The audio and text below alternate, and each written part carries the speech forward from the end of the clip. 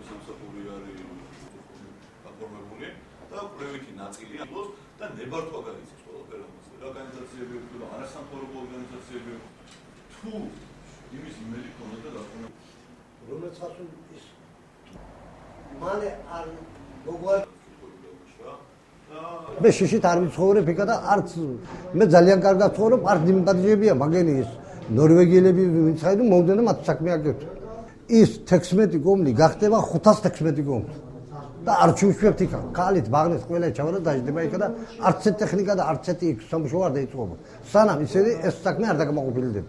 ჩვენ 16 კომლი იმიტომ ჩამოვედით ამაზე, უნდა გავიგოთ ეს სქესი თუ ნახდაც ჩენდება, უნდა ხელმეორედ გადამოწდეს, გადამოწმება მოხდეს უფრო უმაღლესი გეოლოგებით და დავტვიცდეთ რომ თუ აი არ სკდება აი სოფელი და ცხოვრება შეიძლება ვიცხოვროთ რა თქმა უნდა, ლამაზად დავიძინოთ და თუ ცხოვრება არ შეიძლება, რა თქმა უნდა, აი კომპანია თუ რაცხა თუ გესშენდება და გესააშენებს ჩვენს მოვხედოს ფესის მშენებლობაზე ნებართვა ჯერჯერობით გაცემული არ არის მხოლოდ პირველადი კვლევით საპროექტო სამუშაოები. თუ რაიმე კითხვის ნიშანი დარჩება ამ პროექტთან დაკავშირებით, მწუნეთ, რომ საქართველოს მთავრობა ზათ არის იმისთვის, რომ ეს პროექტი გააჩეროს. ვიმეორებ, თუ რაიმე კითხვის ნიშანი დარჩება ამ პროექტის ირგვლივ.